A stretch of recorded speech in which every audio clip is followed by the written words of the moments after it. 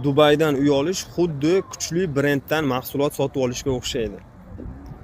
Avtosalondan 300 ming dollarga yangi G-Wagon sotib olib, uni tuning qilib 600 ming dollarga sotish mumkin.